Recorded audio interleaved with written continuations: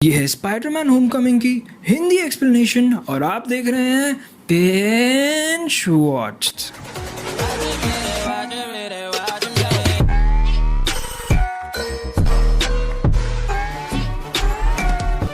अगर आपने पिछली दो वीडियोस नहीं देखी जो हैं all Marvel movies in chronological order जो कि स्पॉइलर फ्री है, उसमें आपको मार्वल मूवीज के सीक्वेंस में देखनी है वो पता लग जाएगा।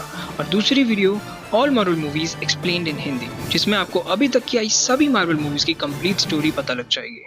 लिंक आई बटन और डिस्क्रिप्शन में मिल जाएगा। और अब बात करते हैं 2017 में आई फिल्म स्पाइडरमैन होमकमिंग की। ये मूवी स्टार्ट होती है चित्तौरी आर्मी और एवेंजर्स की तबाही के बाद। उस फाइट के बाद पूरा एरिया तहस नहस हो गया था और इसका क्लीन अप का जिम्मा मिला था एड्रियन टूम्स को और वो जोरों शोरों से अपनी टीम के साथ अपना काम शुरू कर देता है। लेकिन तभी वहाँ डिपार्टमेंट ऑफ डैमेज कंट्रोल वाले आ जाते हैं और एड्रियन और उसकी टीम को वहाँ से जाने बोलते हैं।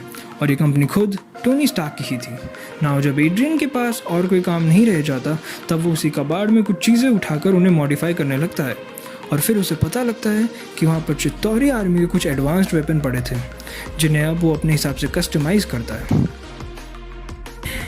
और अब हमें 8 साल बाद का एक सीन दिखता है जिसमें एक वायरल वीडियो में होता है आयरन मैन और हमारे होने वाले स्पाइडरमैन यानी पीटर पार्कर। ये उसी समय की बात है जब आयरन मैन को कैप्टन अमेरिका के अगेंस्ट एक टीम खड़ी करनी थी और वो ये जानना चाहता था कि पीटर पार्कर के पास क्या क्या पावर्स हैं। फिर टोनी उसे एक नया सूट भी देता है और पीटर तो फूले नहीं समाता और इस सब की वजह से वो अपने स्कूल पर भी फोकस नहीं कर पाता और वो अपने नेबरहुड में सबकी मदद करने लग जाता है। एक बार उसे कुछ चोर बैंक में चोरी करते हुए दिखते हैं। वो काफ़ी एडवांस्ड वेपन यूज़ कर रहे थे लेकिन स्पाइडरमैन उन्हें हैंडल कर लेता है और पुलिस के हवाले कर देता है।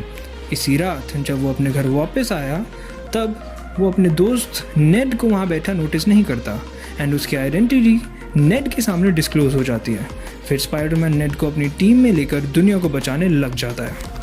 वहीं सीन शिफ्ट होता है एड्रियन और उसके साथियों पर जो कि इलीगल वेपन्स बनाकर इलीगल लोगों को इलीगल तरीके से बेचते हैं।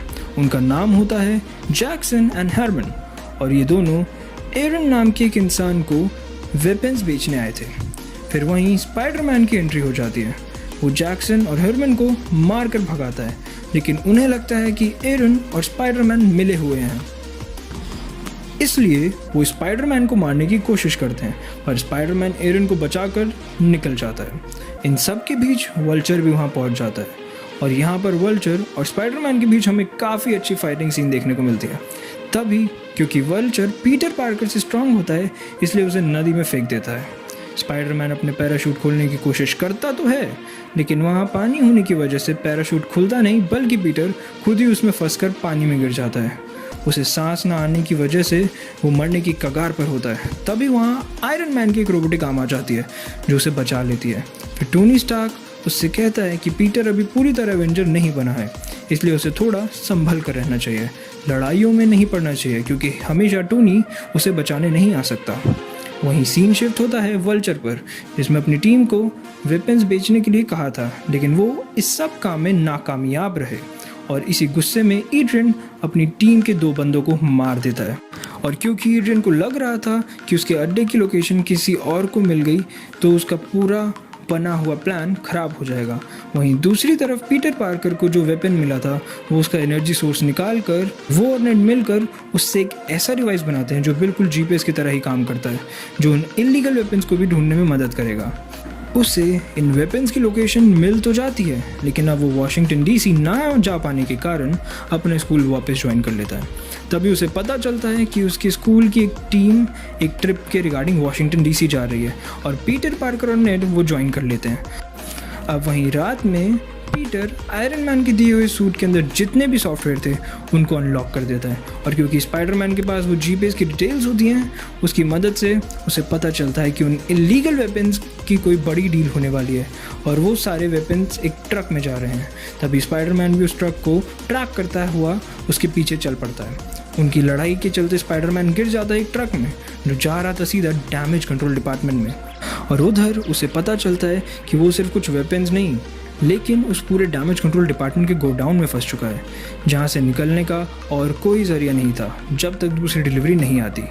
वहाँ रहते रहते स्पाइडरमैन अपने सूट के काफ़ी सारे फीचर्स को एक्सप्लोर करता है।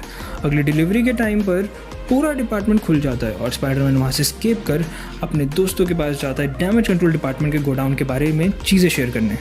पर तभी उसे पता चलता है कि उसके सारे दोस्त एक टावर के टूर पर गए हैं।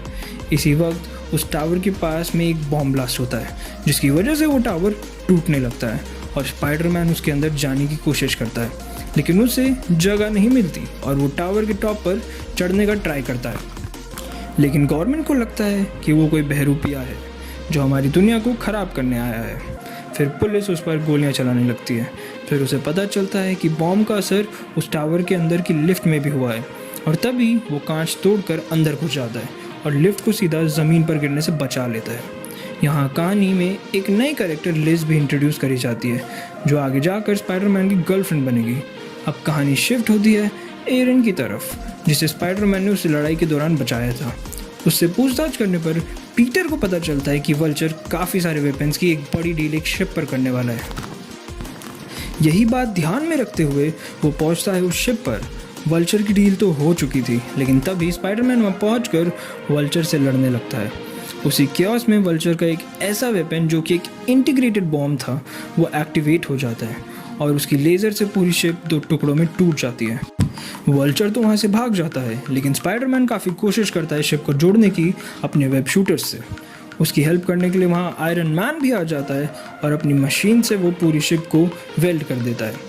पीटर की वजह से पब्लिक में बहुत प्रॉब्लम हो गई थी, इसलिए आयरन मैन स्पाइडरमैन पर बहुत गुस्सा होता है और उससे उसका सूट लेने की बात करता है। स्पाइडरमैन कहता है कि वो इस सूट के बिना कुछ नहीं है। तभी आयरन मैन कहता है कि अगर तुम उस सूट के बिना कुछ नहीं हो तो तुम इसे डिज़र्व भी नहीं करते, और वो सूट ले लेता है। वहाँ से सीन शिफ्ट होता है पीटर पार्कर की नॉर्मल लाइफ पर, जो कि अब स्कूल में है। वो लिज से डांस के लिए पूछता है और उसे पिक करने के लिए पीटर लिज के घर जाता है और लिज के पिता और कोई नहीं बल्कि वल्चर यानी एड्रियन होता है। अब एड्रियन भी ये जानता था कि स्पाइडरमैन और कोई नहीं बल्कि पीटर पार्कर ही है, और वो उससे कहता है कि हमारी दुश्मनी एक तरफ और मेरी बेटी एक तरफ, और उसके काम में टांग ना अड़ाने बोलता है। और तभी लिज और पीटर को उसके पिता एक पार्टी में छोड़ जाते हैं और फिर पीटर लिज को वहीं अकेला छोड़कर वल्चर का पीछा करने निकल जाता है। और क्योंकि उसके पास अपना पुराना सूट नहीं था, इसलिए वो शॉकर यानी जैक्सन, जो कि उसे डांसिंग एरिया के बाहर मिलता है, उससे लड़ने में फीका पड़ जाता है। लेकिन तभी नेड उसकी हेल्प करता है और स्पाइडरमैन जाता है वल्चर के पास, जो कि डैमेज कंट्रोल डिपार्टमेंट के प्लेन में से एडवांस टेक्नोलॉजी के वेपन्स का बॉक्स चुराने गया था। वल्चर उस प्लेन के ऊपर होता है और पीटर पार्कर उसके पीछे। उसके लिए ये सब उसके सूट के बिना काफ़ी मुश्किल होता है, लेकिन वो तो स्पाइडरमैन है, इसलिए पीटर पार्कर आसमान में ही वल्चर से लड़ने लगता है और उस लड़ाई की वजह से वो प्लेन क्रैश होकर गिर जाता है और इन दोनों की लड़ाई कंटिन्यू रहती है।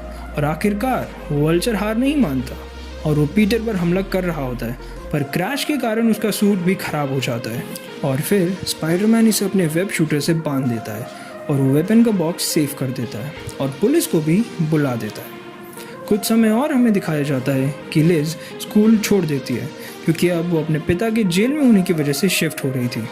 और फिर सीन शिफ्ट होता है आयरन मैन पर, जो स्पाइडरमैन को उसका नया सूट ऑफर करता है, लेकिन वो मना कर देता है और कहता है कि उसे अपनी नॉर्मल लाइफ ही जीनी है। और फिर पोस्ट क्रेडिट सीन में हमें दिखाया जाता है कि पीटर पार्कर की आंट को पता चल जाता है कि वही स्पाइडरमैन है और मूवी यहीं पर ख़त्म हो जाती है। पर ये वीडियो नहीं, क्योंकि अब मैं आपसे कहूँगा please like, subscribe and share. With that said, signing off, keep watching, binge watched.